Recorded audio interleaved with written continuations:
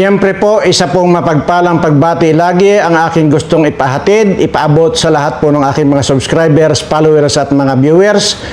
Sana po ay ligtas kayo sa anumang uri ng kapahamakan.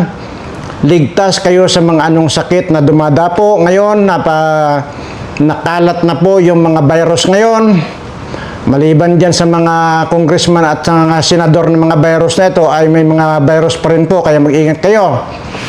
At ganun din po, sana, ang lagi kong sinasabi dito na dumating na nawa sa inyo ang swerteng walang katapusan. Ayan, yun naman po lagi ang aking ipinagdadasal sa ating Panginoon, na swerte nawa ang dumating sa inyo at hindi problema sa buhay. At siyempre dito naman po sa mga politikong mga kawatan,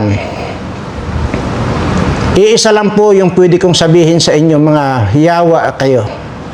Mamatay na lang kayong lahat.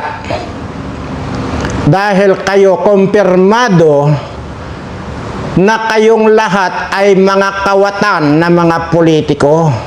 Kaya dapat lang nadaanan na kayo ng piste ng mga animal kayo dahil kayo ang salot sa lipunan.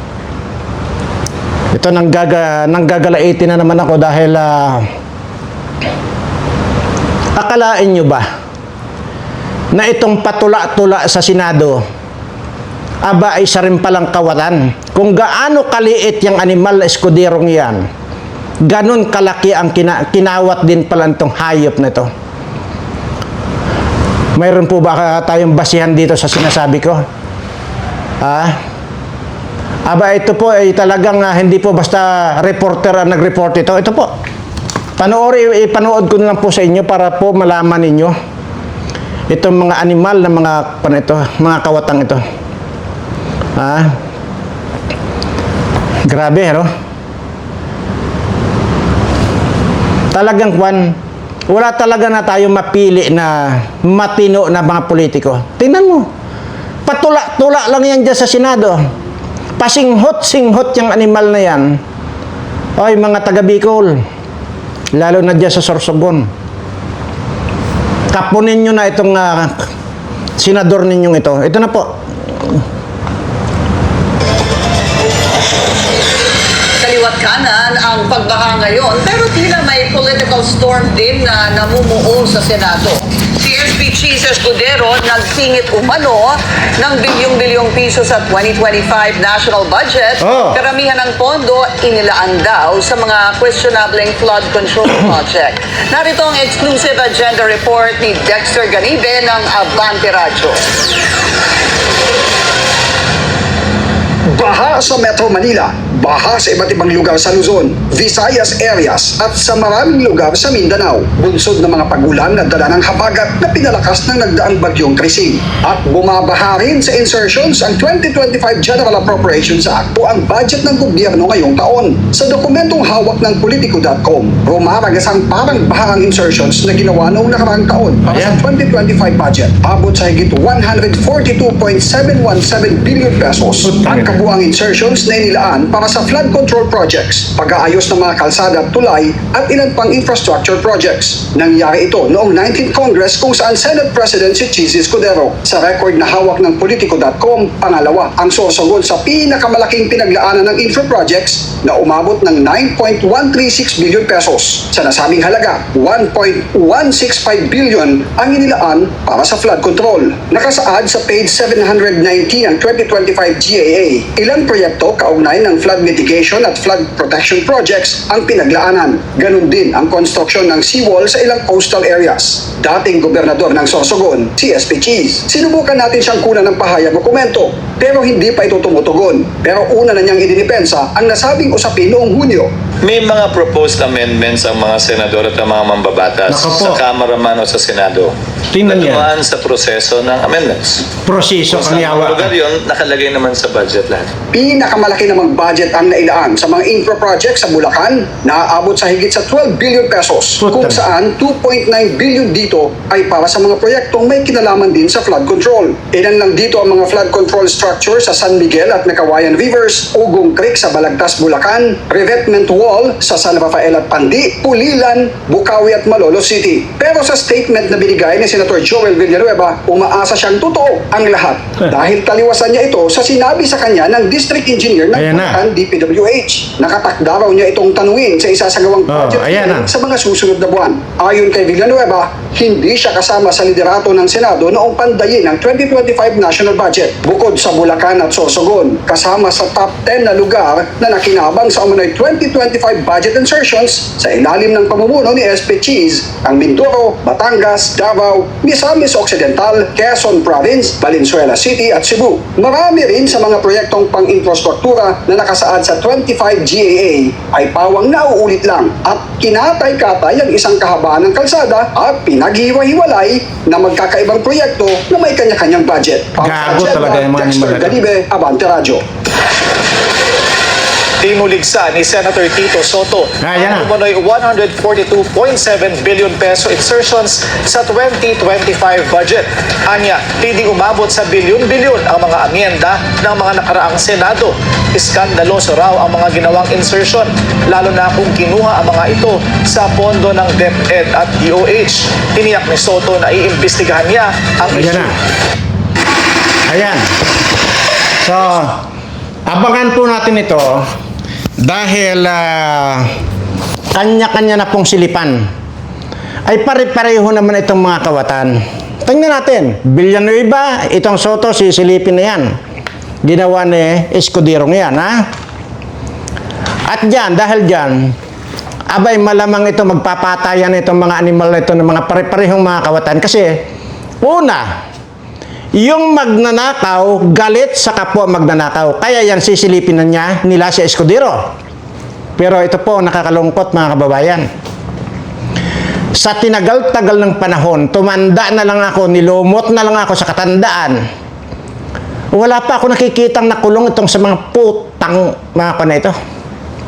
Wala pa eh. Puro ganyan lang ang mga animal na ito. Tingnan niyo yan. Pasimple-simple ang animal na eskuderong ito. Yung pala, bilyon-bilyon pala ang in-insert niyan doon sa 2025 budget. Kaya masisisi niyo ba ako kung ganito lang ako magmura sa mga animal na ito? Ang sinasabi ko lang po sana, kung sana wala ako nakikitang mga kababayan kong mga gutom. Kung sana wala ako nakikitang mga kababayan kong hirap na hirap sa buhay ngayon. Hindi po ako magsasalita. Wala po akong pakialam sa inyo. Yan po ang totoo. Pero ako po ang personal na nakakakita nitong mga kababayan ko. Ako po yung regular na umiikot dito sa mga kababayan ko na kahit paano ay makapag-abot ako ng kaunting tulong sa kanila. Na kahit paano ay maibsan man lang yung kanilang kagutuman. Kaya ganun na lang po eh. Yung pagmumura ko dito sa mga animal na mga politiko ito. At ganun na rin ang aking pagdarasal na sana talagang daanan na ng piste itong mga animal na ito. Kagaya dyan, itong buisit na Romualdez na ito, speaker na naman. Gaano, ilang bilyon na naman, trilyon na naman ang nanakawin na naman itong mga animal na ito. Ito po yung sinasabi ko sa inyo. Ito po yung mga lisensyadong mga magnanakaw. Tingnan nyo. Natatandaan nyo pa po ba? Yung matandang nagnakaw sa Nueva Ecija po yata yan. Yung sinasabing nagnakaw ng ilang pirasong mangga. At yun pong mangga na yun, siya rin po ang may tanim noon. Ang problema po, nung nagkaroon ng sukatan sa lupa, nasakop po ng kabilang may-ari yung mangga na yon.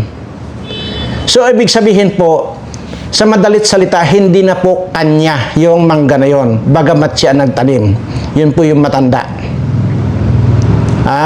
Ilang piraso lang po yun, sinabi lang, ninakaw niya. Sige, sabihin na natin, oo, ninakaw nga niya kasi hindi na niya sakop sa lupa yon. Alam niyo po ba na, ikinulong agad yun. Ikinulong po agad. Mayroon din namang nagnakaw ng manok. Abay on the spot. Putya. Antimano, isang batalyon na pulis ang humuli sa kanya. Antimano ikinulong. Isang manok lang po yung ninakaw. Ay itong mga putang inang mga senador, mga politikong senador at mga kongresistang ito, ay bilyon-bilyon po ang pinag-uusapan dito. Bakit wala pa pong nakukulong?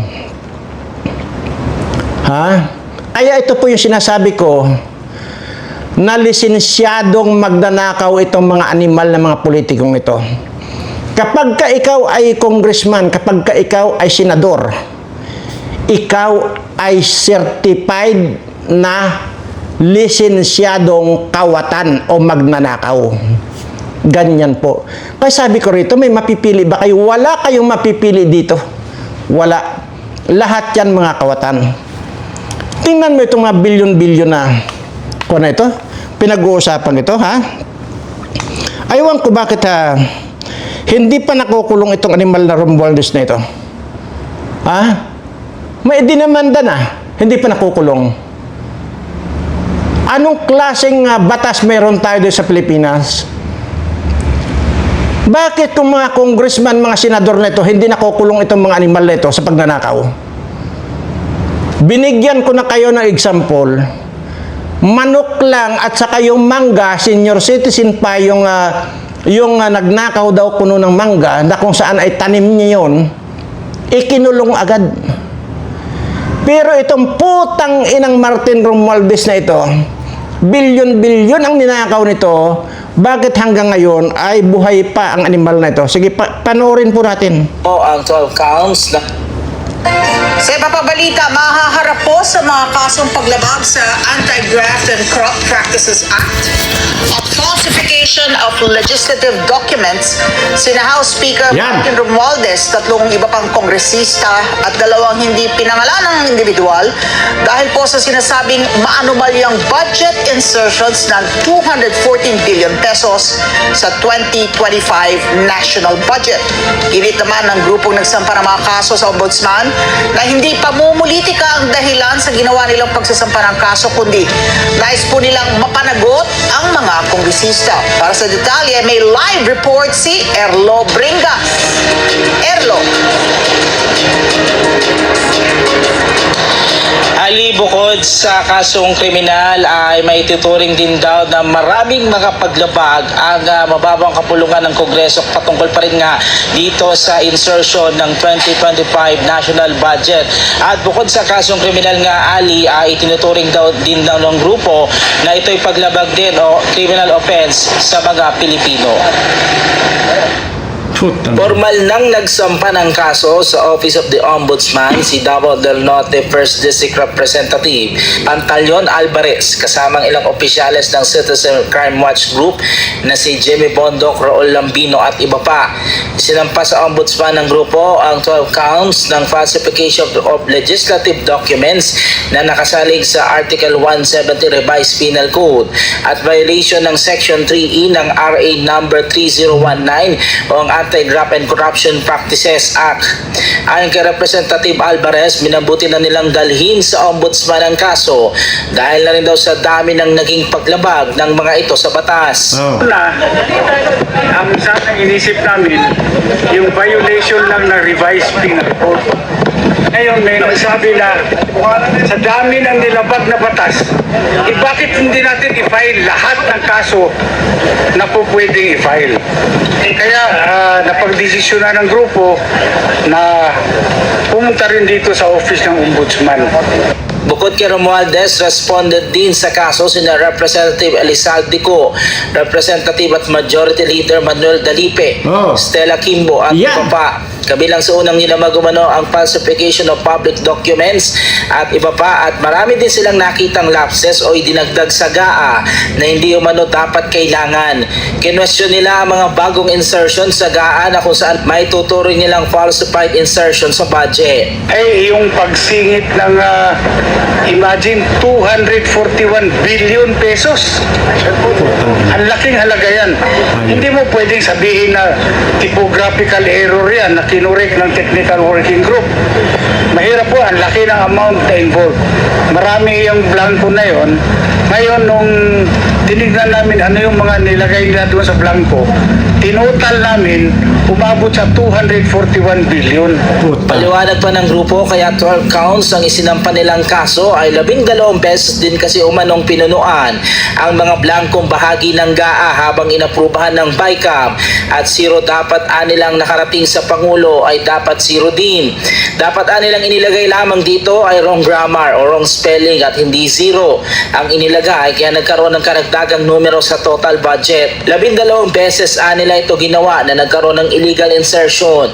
Iginit nila na ang krimen ay hindi lamang paglabag sa revised penal code. Ito ay may tuturing din daw na offense sa mga Pilipino. Sinabi naman ni Alvarez na ang substantial budget insertion ay ginawa ng walang congressional approval at hindi raw tinalakay sa ginawang bicameral conference committee. Tinanggi naman ng grupo na may kinalaman ito sa politika at may tuturing nilang isang krimen. Di rin daw ito timing sa kasalukuyang nangyayaring kaganapan. Alam nyo, yung sinasabi nilang timing. Wala namang timing yung criminal case eh. Kung gumawa ka ng krimen, yun ang timing. Gumawa ka ng krimen, alam naman, i-file mo yan sa susunod na taon. I-file mo yan sa nakaraang taon. Hindi pwede. Ginawa nila yan recently, kaya kinakailangan aksyonan kaagad natin. Wala din nila itong koneksyon sa inihain na impeachment complaint ng Kongreso laban kay Vice President Sara Duterte at itinanggi nila ang paratang ng Kongreso na diversionary tactic ang ginawa nilang pagsasabi. Anyway, mahaba pa po ito. Ngayon at alam nyo na, tingnan nyo, sapin-sapin ang sinasabing kaso nitong animal na Romualdez na ito. Pero bakit buhay pa itong animal na ito? No? Kinagat na nga ng sawayan. Kinagat na ng kubra pero nabuhay pang animal. Tingnan nyo. Masisisi nyo ba ako kung ganito kagaspang akong magsalita? Ayan po eh. Wala pong milyon na pinag-uusapan eh. Bilyon piso ang pinag-uusapan dito. Tingnan nyo yung kay Jesus Escudero ang sinasabi. Puro flood control ang sinasabi. Kung ang nilaanan nga ang flood control yung Bicol, ay disin sana, wala nang lumalangoy na taga Bicol. Hanggang ngayon po, baha sila. Yung sinasabi rito sa Bulacan, di ba? Di wala na sanang kwan, baha dyan at di ba nakikita nyo naman, bubong na lang yung nakikita. Buisit kayong mga animal kayo. Kaya sinasabi ko sa inyo, sana daanan na lang kayo ng piste ng mga animal kayo. Tingnan nyo. Bilyon ang pinag-uusapan pero hindi pa nakukulong yung animal na yan. Kaya iyon po yung sinasabi ko. Kung gusto ninyo na magkaroon din ng lisensya para makapagnakaw, aba, kumandidato kayo. Pasukin nyo ang politika para may lisensya na kayo na para magnakaw. Lahat yan. Lalo na yung mga congressman na ang papangit ng itsura ng mga animal na yan. Kung gaano kapapangit ang mga mukha ng mga animal na yan, ganon din kapapangit ang mga budhi nitong mga hayop na to. Lahat yan. Tingnan mo yung nagkwan pa. Nagmisa-misa pa itong mga animal na mga buisit na mga kongresistang ito. Kasama yung ang nagmisa dyan, yung pare na adik. Abay, nandyan pa yung congresswoman ng kwan, Batangas na akala mo na siya raw ang tatayong prosecution ng impeachment ni Sara Duterte. Yung bang itong bullshit, itong pangit na ito na bang parang drum na pinutol mo sa gitna tapos na sinuotan mo ng Pilipinyana. Sino nga yan? Si Luistro. Pagkapangit ng animal na kongresistang yan. Nandyan din itong si Abante na sobrang pangit din ng animal na ito. Nakala mo dumidila ng puwet ng baka. Mapiste na kayong lahat ng mga hayop kayo. Daanan na sana kayo ng piste ng mga animal kayo. Idadamay nyo pa itong mga kababayan kung walang kinalaman. Napakabagal ng hostisya dito sa atin. Napakabagal. Kagaya niyan.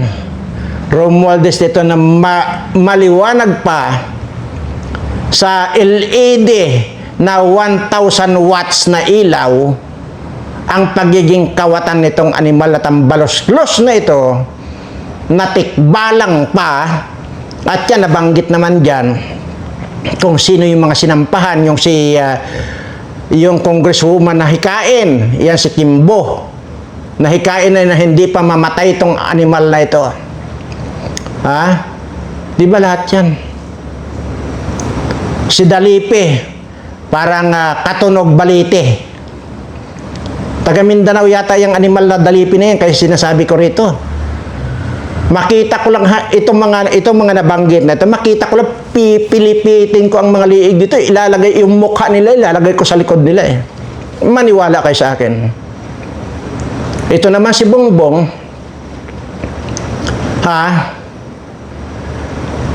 dahil sa ayaw pang paawat sa kadididi, ayan, hindi na niya alam yung nangyayari sa bansa niya. Oh. Kahit na dumididi ka ng dumididi sa lupiat na didi ng butod mong asawa, makiramdam ka. Oh. Ngayon sasabihin nyo na naman na nasobrahan na naman ako magsalita na itong si Bongbong Marcos di pa umaawat sa kadididi. Ay mismong ito si Butod na nagsabi, di ba? Na ang sinasabi nga sa tagal daw nilang magkasama ni Bongbong, parang anak na lang daw niya ang turing kay Bongbong. Anong sabi ni BBM? Bakit naman Butod sinabi mong parang anak mo na lang ako? Sagot ni Butod, oh, kasi kaya parang anak na lang ang turing ko sa iyo kasi hindi ka papaaawat sa kadididi sa akin. Kaya anak na lang ang turing ko sa iyo. Siyang may sabi niyan, hindi ako. Kaya kung dumidi ka ng dumidi, ay, nakakapangilabot. Pakialaman mo itong nangyayari dito sa kapaligiran mo, sa sakupan mo, sa Pilipinas, dahil ikaw ang presidente rito. Huwag yung didi ng didi ang atupagin mo. Huwag yung singhot ng singhot ang atupagin mo. Oh. Grabe. Oh. Tingnan nyo yan. Napakaraming mga demonyo na rito sa atin. Sobra na ang kademonyuhan, nangingibabaw na dito ang kademonyuhan dito sa bansa natin. Bakit buhay pa itong mga ito? Hindi kayo dapat na pinagpapatay na itong mga animal na ito. Hindi naman ako pwedeng makalapit dyan. Sinabi ko na, isang senador lang, 50 ang bodyguard, paano ako makalapit dyan? Kaya ang pag-asa ko na lang, yung mag-cross na lang ang landas namin dito sa mga animal na nandito sa listahan ko. Dahil once na nag-cross ang landas namin, titiyakin ko sa inyo, hindi pakikinabangin itong mga animal na ito. Maniwala kayo sa akin. Grabe ang pagpapahirap ninyo sa mga kababayan ko. Sinabi ko naman po sa inyo, kung ako lang wala akong problema. Ang problema ko itong mga kababayan ko na patuloy na dumarami. Patuloy na dumarami yung mga kababayan nating walang masaing. Kaya ganito na lang ang galit ko. Tapos, yan pa ang maririnig ko. Bilyon-bilyon ang mga ninanakaw ninyong mga buwak ka ng inanyo na hindi pa kayo magkamatay lahat. Sino ang ultimong santo ay palagay ko makakapagmura, mamumura din kayo. Kahit pag gaano ka-anghel, gaano ka-santo yan, mamumura kayo ng mga animal kayo. Hindi ko po problema. Wala po akong problema sa buhay ko. Pero sino? Sino ang magsasalita dito sa mga mahihirap nating kababayan? Wala naman pong magsasalita sa kanila. Kung walang pwedeng magsalita sa kanila, ay di ako na lang magsasalita sa kanila. At ako naman ang umiikot diyan sa kanila, iniikutan ko yung mga yan. Kaya yung sinasabi ko sa inyo, kung gusto niyo akong i-challenge, kung totoo itong sinasabi ko na 3,000 na mahigit na pong pamilya itong iniikutan ko, kung gusto niyo po akong i-challenge, welcome po kayo. Isa-isa ko po kayong dadalhin dito sa mga taong ito. Ngayon, pagka wala akong maipakita sa inyo, gilitan ninyo ako. Pero pag may ipinakita ako sa inyo, on the spot, hindi ko lang kayo gigilitan. Isasalang ko pa kayo sa grinding machine na nandito sa akin. Pagkatapos niyan, titimplahan ko na lang, gagawin kong corn beef. Ay kaya lang, hindi kakainin ng buaya kung alaga dito sa basement ko itong mga animal na mga kawatang to eh. Hindi kakainin, lalo na yung si Kwan. Yung hikain na congresswoman na isa ring kawatan eh, si Kimbo na yan. Ay hindi, nako, tatanggihan ng buaya ko yan, nalamunin.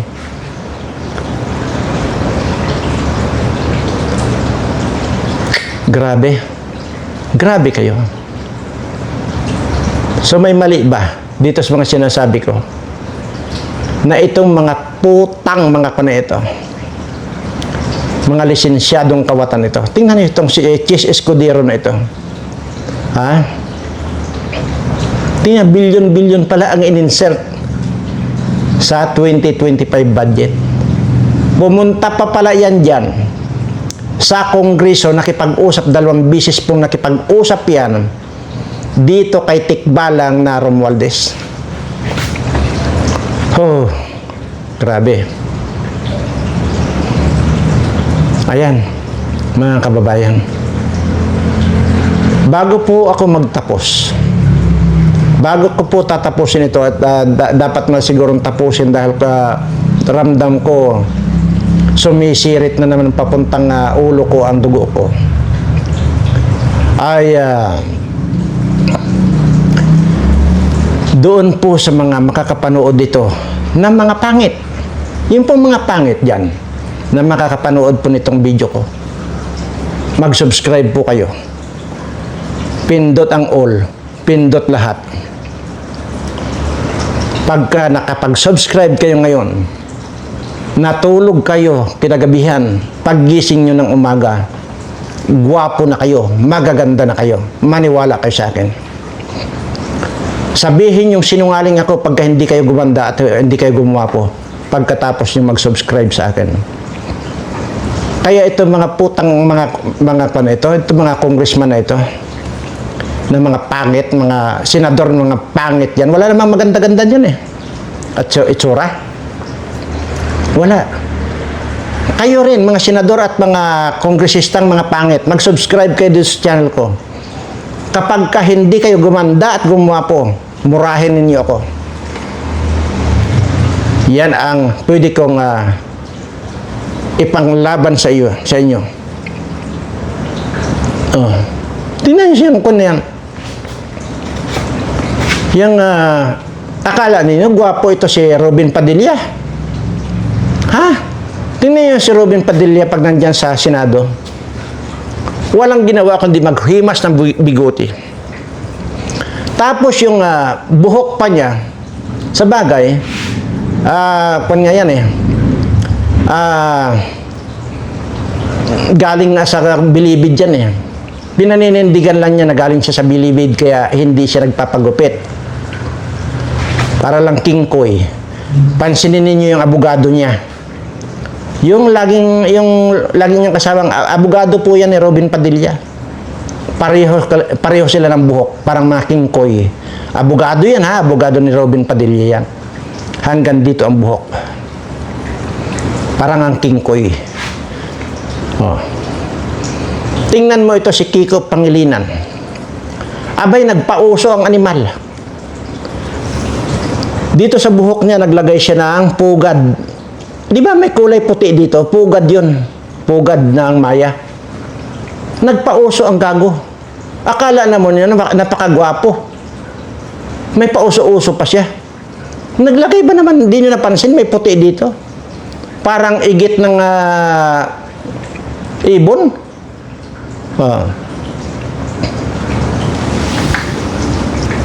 Kaya sinasabi ko, mag-subscribe kayo dito sa channel ko.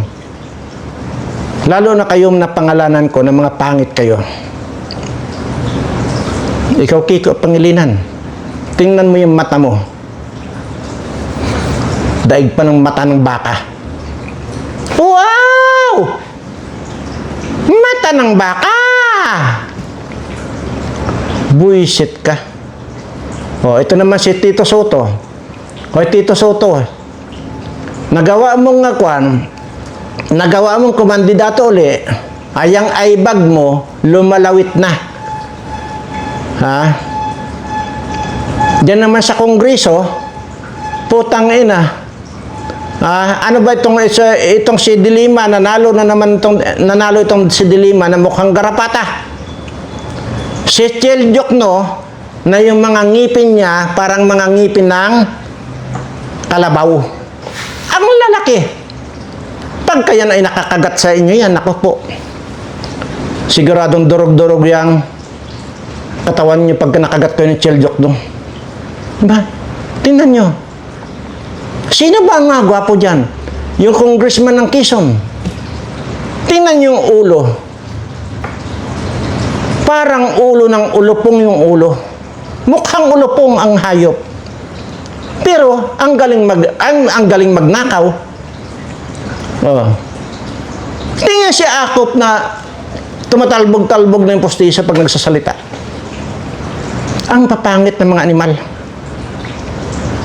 Ay, nako, Diyos mio. Ilan bang bisis kong sabihin sa inyo na kahit sana papaano yung itsura ninyo ay mabago sa pamamagitan ng pag-subscribe dito sa channel ko. Pindutin nyo. Ngayon na, pindot ang subscribe dito sa Birana Live Studio TV. Pag hindi kayo gumamda at gumapo, ay murahin nyo na ako. Sige, sa mga muli po, sa lahat po ng mga subscriber ko. Sa mga subscriber ko lamang po, hindi po kasali yung mga congressman na mga yawa. At yung mga yan, magkakandabatay na yan, son. Nasaan ako? Sa lahat po ng aking mga subscriber, nawa ang pagpapala ay sumainyo. Maraming salamat po at mahal na mahal ko po kayong lahat.